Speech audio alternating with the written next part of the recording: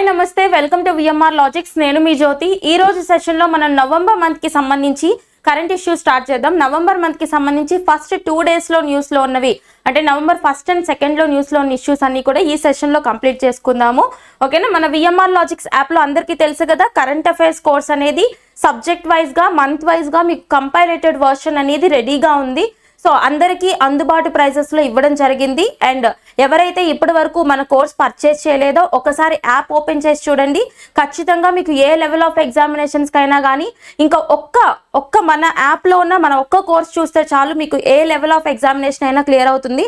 ఇంకా వేరే ఏ subject and ఇంకా వేరే ఏ సోర్సెస్ మీరు కరెంట్ అఫైర్స్కి చూడాల్సిన అవసరం ఉండదు. ఓకేనా. బట్ మీ అవగాహన కోసం మీరైతే డైలీ న్యూస్ పేపర్ అయితే చదవాల్సిన అవసరం ఉంటుందండి. కానీ మీకు కరెంట్ అఫైర్స్ అనేవి కంపైలేటెడ్ వర్షన్ మొత్తం మన కోర్సులో ఇవ్వడం జరుగుతుంది. ఓకేనా. So today starting hour first concept. మనం ఏ మంత్ స్టార్ట్ చేసినప్పటికీ కూడా ఫస్ట్ సెషన్లో మనం చూసుకునేది ఏంటంటే GST collections. Very very important. మనం నవంబర్ మంత్కి సంబంధించి ఫస్ట్ సెషన్లో ఉన్నాం కాబట్టి ఇక్కడ అక్టోబర్ మంత్లో జిఎస్టీ కలెక్షన్స్ ఎంత అయినాయో ఈ మంత్లో మనం చూసుకోవాలి. ఇక్కడ అక్టోబర్ మంత్కి సంబంధించి జిఎస్టీ కలెక్షన్స్ ఎంత వసూలయ్యాయి. Goods and service tax collections అంటే 1.87 lakh crores 1.87 లక్షల కోట్ల జిఎస్టీ కలెక్షన్స్ అనేవి వసూలు అవడం జరిగింది. ఎప్పుడు మనకి అక్టోబర్ మంత్కి సంబంధించి. ఓకేనా. అయితే ఎవ్రీ మంత్ గుర్తుపెట్టుకోవాల్సిన అవసరం లేదు. మీకు ఎక్కడైనా హైయెస్ట్ రికార్డ్స్ నమోదైతే అవి మాత్రం ఫోకస్ చేయండి, సరిపోతుంది. ఓకే. సో జిఎస్టీకి సంబంధించి ఎకానమీలో మీకు స్టాటిక్ పోర్షన్లో చాలా important GST. First of all basic background నుంచి నేర్చుకోండి. ఇక్కడ గవర్నమెంట్ ఏదైతే ఉందో, ఇప్పుడు నార్మల్గా గవర్నమెంట్కి రెవెన్యూ కావాలి, అవునా, గవర్నమెంట్కి ఆదాయం కావాలి. మనకి డౌట్ వస్తూ ఉంటుంది కదా, జస్ట్ బేసిక్ బ్యాక్గ్రౌండ్ నుంచి నేర్చుకోండి ప్రతి కాన్సెప్ట్. ఈ ప్రభుత్వానికి ఇన్ని పథకాలకు కావచ్చు వీటన్నిటికీ డబ్బులు ఎక్కడి నుంచి వస్తాయి అనేసి మనకు డౌట్ వస్తుంది. దాన్నే గవర్నమెంట్కి వెళ్ళే రెవెన్యూ అంటారండి. గవర్నమెంట్కి వచ్చే ఆదాయం అంటే ఇప్పుడు ఫర్ ఎగ్జాంపుల్ మనం ఒక వర్క్ చేస్తే, మనం ఏదైనా ఒక వర్క్ చేస్తున్నాము అంటే మనకొచ్చే ఆదాయం ఉంటుంది కదా, అది మనకొచ్చే personal income, per capital income, నేను సంపాదించే ఆదాయం. అలా కాకుండా గవర్నమెంట్ మొత్తానికి, గవర్నమెంట్లో ఉన్న అన్ని శాఖలకి కలిపి వచ్చే ఆదాయమే గవర్నమెంట్కి వెళ్ళే రెవెన్యూ. ఓకేనా. ఈ గవర్నమెంట్కి వెళ్ళే రెవెన్యూ ఎలా వెళ్తుంది అంటే జస్ట్ ఒకసారి బేసిక్ కాన్సెప్ట్ అర్థం చేసుకోండి. చిన్న concept. Revenue to government, revenue to government. గవర్నమెంట్కి వెళ్ళే రెవెన్యూ అనేది ఒకటి ట్యాక్సెస్ ద్వారా వెళ్తుంది, ట్యాక్సెస్ అంటే పన్నుల ద్వారా వెళ్తుంది. ఇంకొకటి నాన్ ట్యాక్సెస్ అంటే పన్నేతర ఆదాయం. ఒకటి పన్నుల ద్వారా వెళ్ళే ఆదాయం, ఇంకొకటి పన్నేతర ఆదాయం, నాన్ ట్యాక్స్ రెవెన్యూ అంటారు. ఈ యొక్క నాన్ ట్యాక్స్ రెవెన్యూ అంటే మీకు పేరులోనే ఉంది, ఇది ట్యాక్సెస్ ద్వారా కాదు. అంటే ఇప్పుడు గవర్నమెంట్ వేసే ఏమైనా ఫైన్స్ కావచ్చు, చలాన్స్ కావచ్చు, లేదంటే మనం కట్టే ఏమైనా కొన్ని ఫీజులు కావచ్చు, లేదు అంటే రిజిస్ట్రేషన్ అమౌంట్స్ ఉంటాయి కదా, లేదా స్టాంప్ డ్యూటీస్, ఇవన్నీ కూడా non tax revenue. But it is minor amount. ఓకేనా. మైనర్ అమౌంట్ అనమాట నాన్ ట్యాక్స్ రెవెన్యూ అనేది. మొత్తం గవర్నమెంట్కి వెళ్ళే ఆదాయం అంతా కూడా మ్యాక్సిమం అమౌంట్ అంతా కూడా ట్యాక్సెస్ ద్వారానే వెళ్తుందండి. ఓకేనా. పన్నుల ద్వారానే వెళ్తుంది. ఈ పన్నుల్లో కూడా మళ్ళీ రెండు రకాలు ఉంటాయి. ఏంటి ఆ రెండు రకాలు? డైరెక్ట్ ట్యాక్స్, ఇంకొకటి ఇండైరెక్ట్ ట్యాక్స్. అంటే డైరెక్ట్ ట్యాక్స్ అంటే ప్రత్యక్ష పన్ను, ఇండైరెక్ట్ ట్యాక్స్ అంటే పరోక్ష పన్ను. ఓకేనా. గుర్తుపెట్టుకోండి, రెండు రకాల పన్నులు కడతాం మనం. ఈ డైరెక్ట్ ట్యాక్స్ లో చాలా రకాలు ఉంటాయి. చాలా రకాల ప్రత్యక్ష పన్నులు ఉన్నప్పటికీ కూడా గవర్నమెంట్కి వెళ్ళే డైరెక్ట్ ట్యాక్సెస్ లో మేజర్ అమౌంట్ దేని నుంచి వెళ్తుంది అని అడగొచ్చు. మీకు గుర్తుపెట్టుకోండి, ఒకటి పర్సనల్ ఇన్కమ్ ట్యాక్స్. ఓకే, మనం కడతాం కదా వ్యక్తిగత ఆదాయపు పన్ను. ఒక మనిషి తను సంపాదించే ఇన్కమ్ మీద కట్టేదే పర్సనల్ ఇన్కమ్ ట్యాక్స్. ఓకే, ఇప్పుడు నేను కడుతున్నానంటే నేను మాత్రం సంపాదించుకున్న అమౌంట్ మీద, నాకు వచ్చిన శాలరీ మీద నేను కట్టేదే పర్సనల్ ఇన్కమ్ ట్యాక్స్, వ్యక్తిగత ఆదాయపు పన్ను. ఓకేనా. ఇందులో మేజర్గా అనమాట పర్సనల్ ఇన్కమ్ ట్యాక్స్. ఓకే, ఇంకొకటి వచ్చేసి ఇందులో మేజర్గా డైరెక్ట్ ట్యాక్స్ లో మేజర్గా కార్పొరేట్ ట్యాక్స్. అంటే ఒక ఆర్గనైజేషన్ కావచ్చు, ఒక ఇన్స్టిట్యూషన్ కావచ్చు, లేదంటే ఏదైనా ఒక ఎంటర్ప్రీనర్ కావచ్చు, ఏదైనా ఒక పెద్ద ఎంటర్ప్రీనర్షిప్ కావచ్చు, ఇలా ఒక ఆర్గనైజేషన్ మీద కట్టేదే కార్పొరేట్ ట్యాక్స్. అర్థమైందా? సో గుర్తుపెట్టుకోండి, డైరెక్ట్ ట్యాక్సెస్ లో ఎన్నో ఉన్నప్పటికీ ఎక్కువ ఇన్కమ్ దేని ద్వారా వెళ్తుందండి? పర్సనల్ ఇన్కమ్ ట్యాక్స్ వల్ల వెళ్తుంది, కార్పొరేట్ ట్యాక్స్ ద్వారా వెళ్తుంది. అండ్ ఇక్కడ here comes the point, indirect taxes, పరోక్ష పన్నులు. ఓకేనా. ఈ పరోక్ష పన్నులో మీకు డైరెక్ట్ గా ఒకటే పాయింట్ గుర్తుపెట్టుకోండి, పరోక్ష పన్ను అంటే జిఎస్టీ. ఇంతకుముందు చాలా ఉండేవి, వాటన్నిటిని క్లమ్ అప్ చేసేసి మొత్తానికి జిఎస్టీ కింద తీసుకొచ్చారు. అదే వన్ నేషన్ వన్ ట్యాక్స్, ఒక దేశం ఒక పన్ను అనే ఒక నినాదంతో జిఎస్టీని తీసుకురావడం జరిగింది దేశవ్యాప్తంగా. గూడ్స్ అండ్ సర్వీస్ ట్యాక్సెస్, ఓకేనా, వస్తు సేవల పన్ను అంటారు. అదే it is an indirect tax అంటారు. అలాగే it is a destination based tax అని కూడా అంటారు, ఓకేనా. గుర్తుపెట్టుకోండి, చాలా చాలా ఇంపార్టెంట్. ఇది మేజర్ కాన్సెప్ట్. ఇట్లా గవర్నమెంట్కి ఆదాయం వెళ్తుంది. గవర్నమెంట్కి వచ్చిన ఆదాయం తను ఎలా ఖర్చు పెట్టుకుంటుంది అనేది ఆ గవర్నమెంట్ యొక్క ప్లానింగ్ బట్టి ఉంటుందన్నమాట, ఓకేనా. అంటే వెల్ఫేర్కి ఎక్కువ ఇస్తుందా, క్యాపిటల్ ఎక్స్పెండిచర్కి ఎక్కువ ఇస్తుందా అన్న దాన్ని బట్టి అది మనం స్టాటిక్ కాన్సెప్ట్లో డిస్కస్ చేసుకుంటాం. బట్ గుర్తుపెట్టుకోండి, ఒక దేశమైనా ఒక రాష్ట్రమైనా బాగుపడాలి అంటే, అసలైన డెవలప్మెంట్ చూడాలి అంటే, ఒకటి హ్యూమన్ రీసోర్స్ డెవలప్మెంట్ మీద పెట్టాలి, మానవ వనరుల అభివృద్ధి మీద పెట్టాలి. అంటే health sector, education sector, living standards పెంచడం, ప్రజల యొక్క జీవన ప్రమాణాలను పెంచాలి, ఓకేనా. అదే హ్యూమన్ రీసోర్స్ డెవలప్మెంట్ అంటే. అలాగే వెల్ఫేర్ మీద ఎక్కువగా పెట్టకూడదు. అంటే ఈ సంక్షేమ పథకాల మీద ఉచితంగా ఇవి ఇవ్వడం, ఉచితంగా డబ్బులు సప్లై చేయడం, వీటి మీద ఎంత పెట్టినా కానీ రిటర్న్స్ అనేవి రావు. కాబట్టి గుర్తుపెట్టుకోండి, వెల్ఫేర్ మీద పెట్టే అమౌంట్ ఎప్పుడు కూడా తక్కువ ఉండాలి. క్యాపిటల్ ఎక్స్పెండిచర్ అంటే మూలధన పెట్టుబడులు ఉంటాయి కదా, వీటిల్లో ఎక్కువ పెట్టాలి. అంటే లాంగ్ టర్మ్ ప్రాజెక్ట్స్, ఇన్ఫ్రాస్ట్రక్చర్, మౌలిక సదుపాయాలు పెంచడం, ఇలాంటి వాటి మీద పెడితే ఏం జరుగుతుందంటే తర్వాత కాలంలో ఆ గవర్నమెంట్ ఉన్నప్పటికీ లేనప్పటికీ కూడా ఫ్యూచర్లో ఆటోమేటిక్గా ఆ గవర్నమెంట్కి లేదా ఆ ప్రజలకి ఆదాయం వస్తూనే ఉంటుంది వీళ్ళు పెట్టే ప్రాజెక్టుల వల్ల. అర్థమైందా? గుర్తుపెట్టుకోండి. So very very important. కానీ ఈ రోజుల్లో గవర్నమెంట్స్ ఎలా ఉన్నాయండి, తర్వాత ఫస్ట్ మేము ఇప్పుడు ఉన్నాము 5 years, మనం ఎంత సంపాదించుకుంటున్నాము, తర్వాత గవర్నమెంట్ కూడా మనదే రావాలి అన్న ఉద్దేశంతో ఒకటి వీళ్ళు సంపాదించుకోవడంలో పడుతున్నారు. ఇంకొకటి ఏంటంటే ప్రజలకి ఫ్రీ సర్వీసెస్ అలవాటు చేస్తున్నారు. ఎందుకు? అందరికీ ఫ్రీగా డబ్బులు ఇచ్చేస్తే ఏమవుతుంది అంటే ఏదో ఒక వంక చెప్పి వీళ్ళందరూ ఎలా ఆలోచిస్తారంటే, మాక్సిమం అవేర్నెస్ లేక కొంతమంది ఎలా ఆలోచిస్తున్నారంటే, ఓకే మనకైతే మనీ వస్తున్నాయి కదా అని చెప్పేసి టెంపరీగా ఆలోచించుకుంటున్నారు. కానీ ఫ్యూచర్లో స్టేట్ ఎంత వెనకబడిపోతుందో ఎవరు ఆలోచించుకోవట్లేదు. కాబట్టి గుర్తుపెట్టుకోండి, ఏ స్టేట్ అయినా, ఏ గవర్నమెంట్ అయినా, ఏ యూనియన్ గవర్నమెంట్ అయినా కానీ కరెక్ట్గా గవర్నెన్స్ చేస్తుంది అంటే, పరిపాలన చేస్తుంది అంటే ఎక్కువగా దేని మీద పెట్టాలండి? క్యాపిటల్ ఇన్వెస్ట్మెంట్స్ మీద పెట్టాలి. గుర్తుపెట్టుకోండి, చాలా చాలా ఇంపార్టెంట్. ఇక్కడ జిఎస్టీ గురించి మనం డిస్కస్ చేస్తున్నాం కాబట్టి జిఎస్టీ అనేది ఫస్ట్ ఆఫ్ ఆల్ ఎప్పుడు ఇంప్లిమెంటేషన్లోకి వచ్చింది? 2016 యాక్ట్, జిఎస్టీ చట్టం 2016లో వచ్చింది. దాని ప్రకారం 2017 జూలై 1 నుంచి గూడ్స్ అండ్ సర్వీస్ ట్యాక్స్ దేశవ్యాప్తంగా ఇంప్లిమెంటేషన్లోకి వచ్చింది. ఆ రోజున మనం ఏమని పిలుస్తాము? జిఎస్టీ డేగా పిలుస్తాం, జూలై 1ని, అవునా. అండ్ జిఎస్టీ ఇండియాలో రావడానికి రికమెండ్ చేసిన కమిటీ ఏంటి అంటే విజయ్ కేల్కర్ కమిటీ, ఓకేనా. Very very important. అండ్ జిఎస్టీకి సంబంధించిన రాజ్యాంగ సవరణ చట్టం ఏంటి అంటారు? 101 కాన్స్టిట్యూషనల్ అమెండ్మెంట్ యాక్ట్, 122 బిల్. ఈ 2 నెంబర్స్ గుర్తుపెట్టుకోండి, కన్ఫ్యూజ్ అవ్వద్దు. యాక్ట్ అంటే 101, ఓకేనా. 101వ రాజ్యాంగ సవరణ చట్టం, 122వ బిల్లు ద్వారా జిఎస్టీ ఏదైతే ఉందో, జిఎస్టీకి సంబంధించి మనం రాజ్యాంగంలో ఒక సవరణ చేసాం, కాన్స్టిట్యూషన్ ని అమెండ్ చేసాము. కాన్స్టిట్యూషన్ ని అమెండ్ చేసాము అంటే అందులో ఏదో ఒకటి ఇంట్రడ్యూస్ చేస్తాం కదా. ఏం ఇంట్రడ్యూస్ చేసామంటే 101 కాన్స్టిట్యూషనల్ అమెండ్మెంట్ ద్వారా ఆర్టికల్ 279A దేని గురించి చెప్తుంది? జిఎస్టీ కౌన్సిల్, జిఎస్టీ మండలి గురించి చెప్తుంది. జిఎస్టీ మండలికి ఎక్స్ ఆఫీషియో చైర్పర్సన్ గా ఎవరుంటారు ఎప్పుడు అంటే, జిఎస్టీ మండలికి సంబంధించి finance minister of India, finance minister, ఓకేనా. గుర్తుపెట్టుకోండి, వెరీ వెరీ ఇంపార్టెంట్. ఈ జిఎస్టీ కౌన్సిల్ వాళ్ళు ఫ్రీక్వెంట్ గా మీటింగ్స్ కండక్ట్ చేసుకుంటూ జిఎస్టీ స్లాబ్ రేట్స్ ని రివైజ్ చేస్తూ ఉంటారనమాట, ఓకేనా. Very very important. అండ్ ప్రస్తుతం ఇండియాలో జిఎస్టీ స్లాబ్ రేట్స్ ఎన్ని ఉన్నాయి? 5 ఉన్నాయి మొత్తం, ఓకేనా. 5 స్లాబ్ రేట్స్ ఉన్నాయి, గుర్తుపెట్టుకోండి. అంటే పర్సంటేజెస్ అనమాట.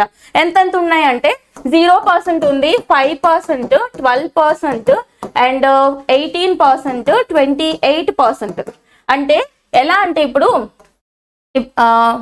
మినిమం ఎసెన్షియల్ గూడ్స్ కి సంబంధించి తక్కువ ఉంటుందండి జిఎస్టీ పర్సంటేజ్. లగ్జరీ ఐటమ్స్ పెరిగే కొద్దీ, ఓకేనా, లగ్జూరియస్ ఐటమ్స్ పెరిగే కొద్దీ ఈ యొక్క స్లాబ్ రేట్లు అనేవి పర్సంటేజ్ ఆఫ్ టాక్సేషన్ అనేది పెరుగుతూ పోతుంది అనమాట. అట్ ప్రెసెంట్ ఇండియాలో ఉన్న జిఎస్టీ స్లాబ్ రేట్లు మాత్రం 5. ఆ 5 ఇవి గుర్తుపెట్టుకోండి, సరిపోతుంది. ఇది మాక్సిమం జిఎస్టీకి సంబంధించిన బేసిక్ ఇన్ఫర్మేషన్ అనమాట. అండ్ ఈ నెల ఎంత కలెక్ట్ అయ్యాయి? 1.87 lakh crores. ఈ నెల అంటే అక్టోబర్ మంత్ లో కలెక్షన్స్ 1.87 lakh crores అనమాట. అయితే మీకు చెప్పాను కదా హైయెస్ట్ రికార్డ్స్ గుర్తుపెట్టుకోవాలని చెప్పేసి, ఇప్పటి వరకు 2017 జూలై 1 నుంచి ఇంప్లిమెంటేషన్లోకి వచ్చిందని చెప్పాను జిఎస్టీ. సో అప్పటి నుంచి ఇప్పటి వరకు ఎంత కలెక్ట్ అయ్యాయి, ఏ మంత్లో ఎక్కువ కలెక్ట్ అయ్యాయో గుర్తుపెట్టుకోండి. ఏ మంత్ అంటే ఏప్రిల్ 2024. అర్థమైందా? ఇప్పటి వరకు హైయెస్ట్ జిఎస్టీ కలెక్షన్స్ ఏ మంత్లో నమోదయ్యాయి అంటే ఏప్రిల్ 2024 నమోదయ్యాయి. ఎంత అని అడుగుతారు? 2.10 lakh crores, 2.10 లక్షల కోట్ల జిఎస్టీ కలెక్షన్స్ హైయెస్ట్ అన్నమాట. ఇప్పటి వరకు ఏప్రిల్ మంత్లో నమోదయ్యాయి ఈ సంవత్సరంలో. ఓకేనా? ఇంతవరకు చూడండి జిఎస్టీకి సంబంధించి సరిపోతుంది. అండ్ రీసెంట్గా జిఎస్టీ కౌన్సిల్కి సంబంధించి మీటింగ్ ఒకటి కండక్ట్ చేసుకున్నారు ఒక 1 month బ్యాక్. జిఎస్టీ కౌన్సిల్ అంటే 279A కదా, ఆర్టికల్ గుర్తుపెట్టుకోండి, కాన్స్టిట్యూషన్ లింక్ చేయాలి. ఓకే, ఎవరు హెడ్? ఫినాన్స్ మినిస్టర్ అని చెప్పానా? సో అందులో వాళ్ళు తీసుకున్న డెసిషన్ ఏంటంటే రీసెంట్గా క్యాన్సర్ మెడిసిన్స్ ఉంటాయి కదా, క్యాన్సర్ మెడిసిన్స్ రీసెంట్గా చూసుకుంటే ఎక్కువగా క్యాన్సర్ కేసెస్ అనేవి ఎక్కువ అవుతున్నాయి ఇండియాలో. సో ఈ క్యాన్సర్ మెడిసిన్ అనేది చాలా కాస్ట్లీ అన్నమాట. సో క్యాన్సర్ మెడిసిన్స్కి సంబంధించి జిఎస్టీ పర్సంటేజ్ని తగ్గిస్తూ వీళ్ళు నిర్ణయం తీసుకున్నారని గుర్తుపెట్టుకోండి. ఓకేనా? And our next concept, HIV outbreak hits Uttarakhand Ramnagar. ఉత్తరాఖండ్లో మనకి ఎలా అడుగుతారంటే రీసెంట్గా ఏ రాష్ట్రంలో ఎక్కువగా హెచ్ఐవి అవుట్ బ్రేక్ అనేది బయటకు వచ్చింది, ఎక్కువ కేసెస్ ఒకేసారి నమోదయ్యాయి ఏ ఏరియాలో, ఏ రాష్ట్రంలో అని అడుగుతారు. ఓకే, ఎక్కడ అంటే ఉత్తరాఖండ్ రాష్ట్రానికి సంబంధించిన రామ్నగర్ ఏరియాలో ఐడెంటిఫై చేయడం జరిగిందంట. ఓకేనా? గుర్తుపెట్టుకోండి. ఒకే మహిళ ద్వారా అక్కడ దగ్గర 20 మందికి, ఒకే మహిళ ద్వారా అక్కడ దగ్గర 45 మందికి హెచ్ఐవి అనేది సోకింది అని చెప్పేసి ఒక రిపోర్ట్ లో తేలింది. గుర్తుపెట్టుకోండి. ఎక్కడ? ఉత్తరాఖండ్ లోని రామ్నగర్ ఏరియా అని గుర్తుపెట్టుకోండి. ఓకేనా? అండ్ ఇక్కడ చూసుకుంటే HIV human immunodeficiency virus, ఇది వైరస్ నేమ్ అండి. ఈ వైరస్ ఏ టైప్ అని అడుగుతారు? ఇట్ ఈస్ అ డిఎన్ఏ వైరసా, ఆర్ఎన్ఏ వైరసా అంటే ఇట్ ఈస్ అన్ ఆర్ఎన్ఏ. ఓకేనా? ఆర్ఎన్ఏ వైరస్ అని గుర్తుపెట్టుకోండి. రైబో న్యూక్లిక్ యాసిడ్ కి సంబంధించిన వైరస్. అంటే ఇప్పుడు ఏ పాథోజన్ కైనా కానీ ఒక జెనెటిక్ మెటీరియల్ ఉంటుంది కదా, జన్యు పదార్థం, అది డిఎన్ఏ ఆధారిత జన్యు పదార్థమా లేదా ఆర్ఎన్ఏ ఆధారిత జన్యు పదార్థమా అని మనం తెలుసుకోవాలి. అలా తెలుసుకున్నప్పుడే దానికి మెడిసిన్ తయారు చేయడం వీలవుతుందా లేదా అనేది సైంటిస్టులకు అర్థమవుతుంది అనమాట, ఈ రీసెర్చ్ అండ్ డెవలప్మెంట్ వాళ్ళకి. సో ఇక్కడ చూసుకుంటే హెచ్ఐవి ఇంత అవుట్ బ్రేక్ ఉన్నప్పటికీ కూడా దానికి ఎగ్జాక్ట్ మెడిసిన్ ఎందుకు తయారు చేయలేకపోతున్నారంటే it is a form of RNA virus. దాని యొక్క జెనెటిక్ మెటీరియల్ అనేది డిఎన్ఏ కాదు, ఆర్ఎన్ఏ. అయితే ఇలా ఆర్ఎన్ఏ వైరస్ అవ్వడం వల్ల ఏం జరుగుతుందంటే ఇప్పుడు ఫర్ ఎగ్జాంపుల్ ఒక మెడిసిన్ పనిచేయాలి అంటే అక్కడ మెకానిజం ఏంటి అంటే లాక్ అండ్ కీ హైపోథసిస్ అంటారండి. లాక్ అండ్ కీ హైపోథసిస్ అంటే కరెక్ట్ గా ఒక లాక్ కి తగ్గట్టు ఒక కీని తయారు చేయడం ఎలా అయితే ఉంటుందో అదే విధంగా, అంటే కరెక్ట్ గా ఒక కీకి తగ్గట్టు ఒక లాక్ ని తయారు చేయడం ఎలా అయితే ఉంటుందో అదే విధంగా ఈ యొక్క డిసీజ్ కి సంబంధించిన రిసెప్టార్స్ ఉంటాయి కదా, ఆ రిసెప్టార్ కిలో ఫిట్ అయ్యేటట్టు ఒక మెడిసినల్ స్ట్రక్చర్ ని తయారు చేయడమే ఈ యొక్క రీసెర్చ్ అండ్ డెవలప్మెంట్ వాళ్ళు చేసేది. ఇప్పుడు ఏం జరుగుతుంది, డిఎన్ఏ వైరస్ అనుకోండి, డిఎన్ఏ బేస్డ్ జెనెటిక్ మెటీరియల్ ఉన్న వైరస్ అయితే యాజ్ ఇట్ ఈజ్ వీళ్ళు బయోమాలిక్యులర్ స్ట్రక్చర్ ఏదైతే ఎస్టిమేట్ చేస్తారో ఆ స్ట్రక్చర్ ఎస్టిమేట్ చేసిన దాన్ని బట్టి వీళ్ళు తయారు చేసే మెడిసిన్ వెళ్ళి కరెక్ట్ గా అక్కడ ప్యాథోజన్ యొక్క రిసెప్టార్ లో ఫిట్ అయింది అనుకోండి, అక్కడ ట్రీట్మెంట్ అనేది సక్సెస్ అవుతుంది. కానీ ఇక్కడ ఏం జరుగుతుందంటే ఈ ఆర్ఎన్ఏ వైరస్ అవ్వడం వల్ల ఈ హెచ్ఐవి వైరస్ అనేది ఆర్ఎన్ఏ వైరస్ అవడం వల్ల దీని బయోమాలిక్యులర్ స్ట్రక్చర్ అనేది మార్చుకుంటూ ఉండడం వల్లనే ఇక్కడ దీనికి సరిపడే రిసెప్టార్ కి సరిపడే ఒక మెడిసిన్ ని తయారు చేయలేకపోతున్నారు. అర్థమవుతుందా? సో అందుకని గుర్తుపెట్టుకోండి, HIV it is RNA virus. Okay, and ఇక్కడ దీని వల్ల కాజ్ అయ్యే disease AIDS. Okay, acquired immuno deficiency syndrome. మీకు అర్థమైందా? హెచ్ఐవి అనేది వైరస్, దీని వల్ల కాజ్ అయ్యే డిసీజ్. ఓకే, ఆ వ్యాధి పేరు ఎయిడ్స్ అన్నమాట. ఓకే, ఇక్కడ మనకి రీసెంట్ గా ఏ రాష్ట్రంలో హెచ్ఐవి అవుట్ బ్రేక్ అనేది వచ్చింది అంటే ఉత్తరాఖండ్ రాష్ట్రంలోని రామ్నగర్ ఏరియాలో రావడం జరిగింది. ఓకేనా, ఫోకస్ చేయండి సరిపోతుంది. And next Parakh Rashtriya Sarvekshan 2024. ఇదేంటంటే మిమ్మల్ని అడుగుతారు ఇది ఏ మినిస్ట్రీ ఆధ్వర్యంలో కండక్ట్ చేసిన ఒక సర్వే అని అడుగుతారు. ఇదేంటంటే ఒక సర్వే అన్నమాట. సో దేనికి సంబంధించిన సర్వే అంటే మొత్తం దేశవ్యాప్తంగా ఈ యొక్క ఎడ్యుకేషన్ ఎలా ఉంది, పిల్లల యొక్క స్టాండర్డ్స్ ఎలా ఉన్నాయని చెప్పేసి చెక్ చేసే ఒక సర్వే అన్నమాట. ఎవరు కండక్ట్ చేస్తారు, ఎవరు ఆధ్వర్యంలో చేస్తారు అంటే మినిస్ట్రీ ఆఫ్ ఎడ్యుకేషన్, విద్యా మంత్రిత్వ శాఖ వాళ్ళు కండక్ట్ చేసే ఒక సర్వే. దాన్ని ఏమని పిలుస్తారు ఇంగ్లీష్ లో? The national achievement survey, NAS. So direct గా అడగొచ్చు, నేషనల్ అచీవ్మెంట్ సర్వే ఏదైతే ఉందో ఇది ఏ మంత్రిత్వ శాఖ పరిధిలోకి వస్తుంది అని అడగొచ్చు. ఏ మంత్రిత్వ శాఖ అండి? Ministry of education. ఎప్పటి వరకు? ఎవ్రీ 3 years, ప్రతి 3 ఏళ్లకు ఒకసారి ఇండియాలో ఉన్న స్టూడెంట్స్ యొక్క స్టాండర్డ్స్ ని, వాళ్ళ యొక్క ఎడ్యుకేషనల్ స్టాండర్డ్స్ ని చెక్ చేసే విధంగా తీసుకొచ్చి ఒక సర్వే అన్నమాట మినిస్ట్రీ ఆఫ్ ఎడ్యుకేషన్ వాళ్ళు కండక్ట్ చేస్తారు. అదే పరాక్ రాష్ట్రీయ సర్వేక్షణ్ 2024. ఈ సంవత్సరం మళ్ళీ న్యూస్ లోకి వచ్చింది కాబట్టి మీతో ఇది డిస్కస్ చేయడం జరుగుతుంది. ఓకేనా? మంత్రిత్వ శాఖ గుర్తుపెట్టుకోవాలి ప్రతి దానికి. And very very important, indices, exercises, portals and union government schemes, ఇలాంటి కొన్ని ఉంటాయి పెక్యులియర్ గా. ఇవి లేకుండా ఎటువంటి క్వశ్చన్ పేపర్ అనేది తయారవదు అనమాట. అర్థమైందా? ఇక్కడ ఇండిసెస్ లో కూడా చాలా చాలా ఇంపార్టెంట్ ఉన్నాయి. మీకు మొత్తం ఇండిసెస్ కి సంబంధించి కావచ్చు, ఎక్సర్సైజెస్ విన్యాసాలకి సంబంధించి కావచ్చు, కంపైలేటెడ్ వర్షన్స్ అనేవి విఎంఆర్ లాజిక్స్ యాప్ లో అప్లోడ్ చేయడం జరిగిందండి. మీకు కరెంట్ అఫైర్స్ కోర్స్ కి సంబంధించిన ఫోల్డర్ లో ఉంటుంది. డౌన్లోడ్ చేసుకుని మొత్తం అంతా ఒకేసారి ప్రిపేర్ అవ్వండి. ఓకేనా? సో ఇక్కడ ఇండెక్స్ కి సంబంధించి ఇంటర్నేషనల్ మానిటరీ ఫండ్, అంతర్జాతీయ ద్రవ్యనిధి వాళ్ళు రిలీజ్ చేసే ఇండెక్స్. మనం ఏ ఇండెక్స్ అయినా ఎలా చూడాలంటే ఫస్ట్ ఆఫ్ ఆల్ ఆ ఇండెక్స్ దేనికి సంబంధించిందో చూడాలి, తర్వాత ఆ ఇండెక్స్ రిలీజ్ చేసే సంస్థ ఏంటో చూడాలి, తర్వాత అందులో ఇండియా యొక్క ర్యాంక్ ఎంతో చూడాలి, అలాగే ప్రపంచ దేశాల్లో ఆ ఇండెక్స్ లో టాప్ లో ఉన్న కంట్రీస్ ఏంటో చూడాలి. అర్థమైందా? చూస్తే కంప్లీట్ అవుతుంది. ఇక్కడ ఐఎంఎఫ్ వాళ్ళు రిలీజ్ చేసే ఆర్టిఫిషియల్ ఇంటెలిజెన్స్ ప్రిపేర్డ్నెస్ ఇండెక్స్, అంటే కృత్రిమ మీద ఏదైతే ఉంటుందో, సో ఈ ఆర్టిఫిషియల్ ఇంటెలిజెన్స్ కి తగ్గట్టు దేశాలన్నీ ఎంత ప్రిపేర్డ్ గా ఉన్నాయి ఈ ఆర్టిఫిషియల్ ఇంటెలిజెన్స్ ని అడాప్ట్ చేసుకోవడానికి అన్న దాని మీద ఇంటర్నేషనల్ మానిటరీ ఫండ్, అంతర్జాతీయ ద్రవ్యనిధి వాళ్ళు ఒక ఇండెక్స్, ఒక సూచీని విడుదల చేశారు.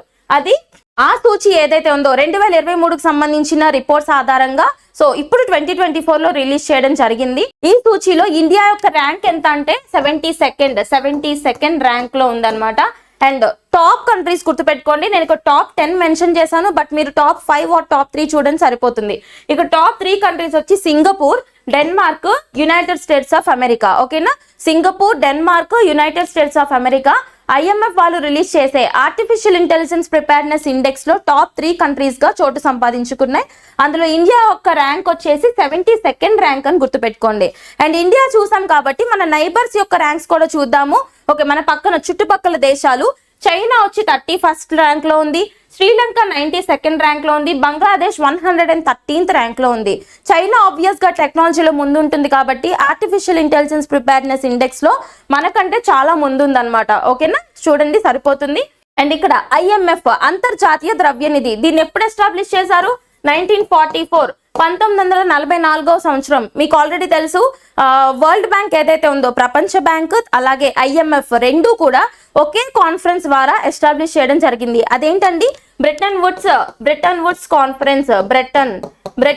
కాన్ఫరెన్స్ ద్వారా ఎస్టాబ్లిష్ చేయబడిన రెండు సంస్థలు ఏంటంటే, ఒకటి ఈ యొక్క అంతర్జాతీయ ద్రవ్యనిధి ఇంటర్నేషనల్ మానిటరీ ఫండ్, అలాగే ఇంకొకటి వచ్చేసి వరల్డ్ బ్యాంక్, ప్రపంచ బ్యాంక్. అర్థమైందా? రెండు కూడా వాషింగ్టన్ లోనే ఉన్నాయని గుర్తుపెట్టుకోండి.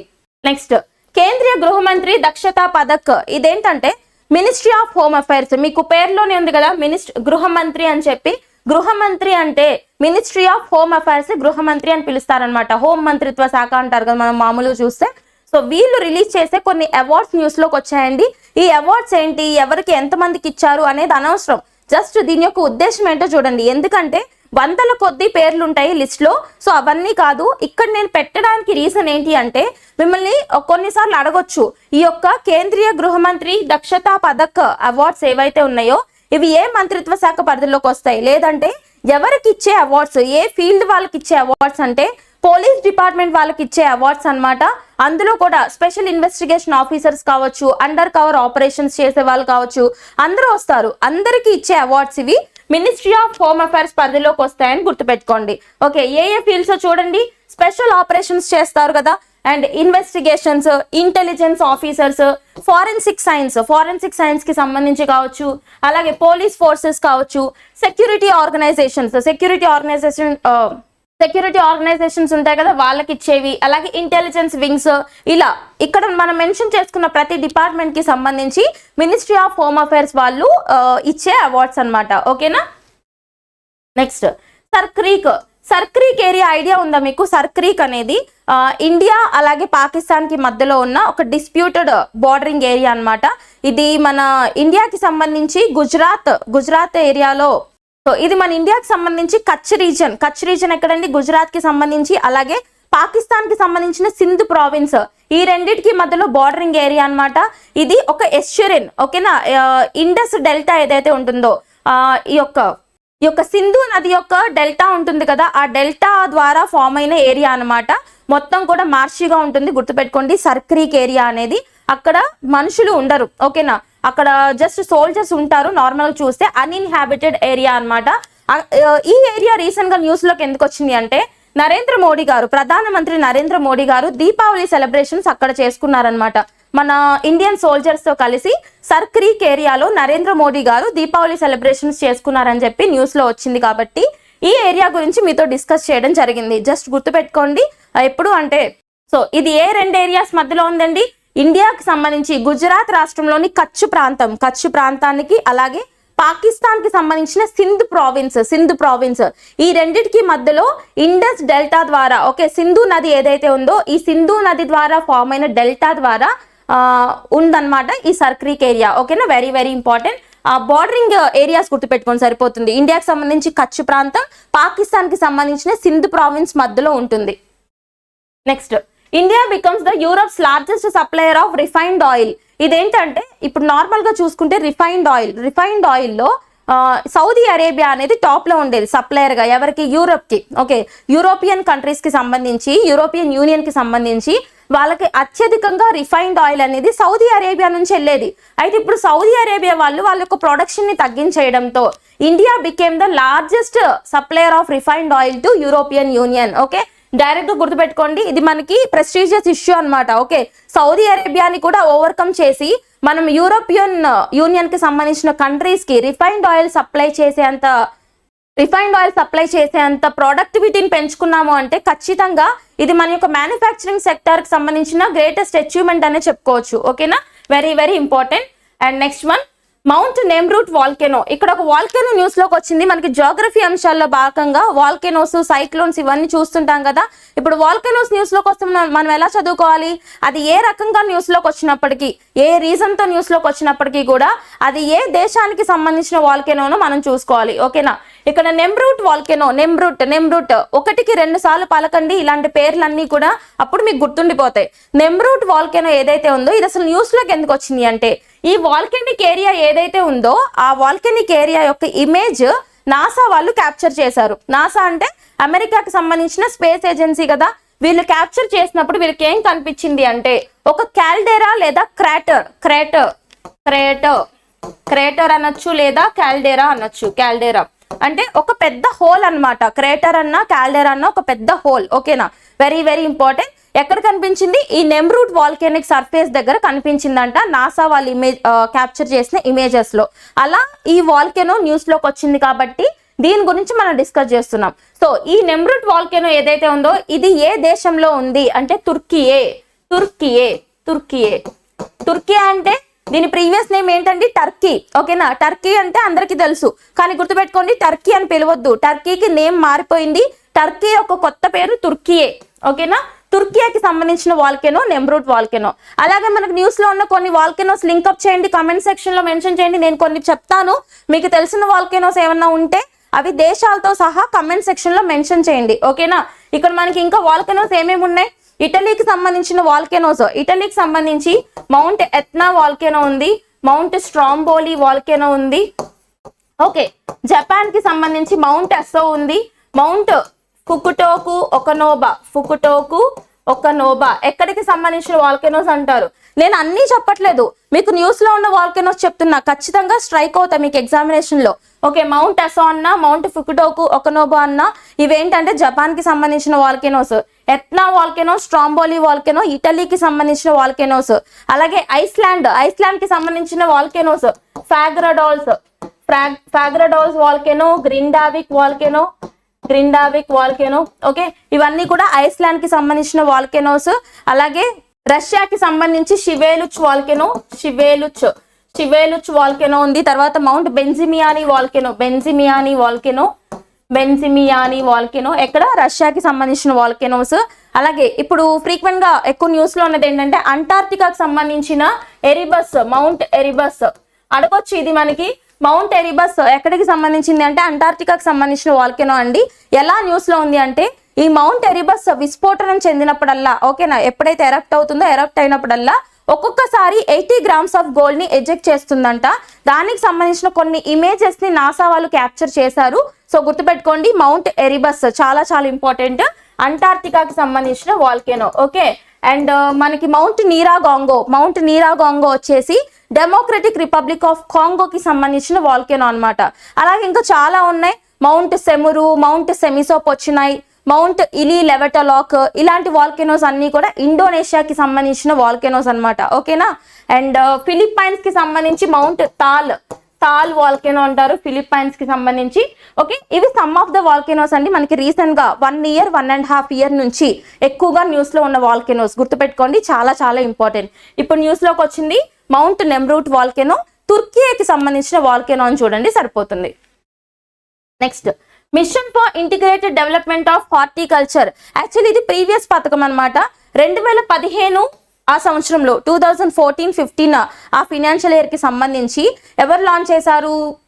Ministry of agriculture and ministry of agriculture and farmers welfare వాళ్ళు లాంచ్ చేసిన పథకం అనమాట. ఏంటది? MIDH అంటే mission for integrated development of horticulture. Horticulture అంటే ఏంటండి?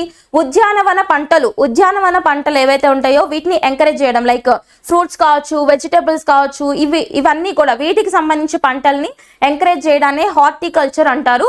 ఫ్లోరికల్చర్ వేరు. ఫ్లోరికల్చర్ అంటే అక్కడ ఎక్స్క్లూజివ్ గా ఫ్లవర్స్ కి సంబంధించింది ఉంటుందన్నమాట. ఓకే, ఇక్కడ హార్టికల్చర్ ని డెవలప్ చేయడానికి ఒక స్కీమ్ ఉంది MIDH అని చెప్పేసి. ఇప్పుడు న్యూస్ లోకి ఎందుకు వచ్చింది అంటే ఈ MIDH పరిధిలోకి కొన్ని అంశాలని జాయిన్ చేస్తూ యూనియన్ గవర్నమెంట్ వాళ్ళు రెజల్యూషన్ తీసుకున్నారనమాట. అదేంటో చూద్దాం.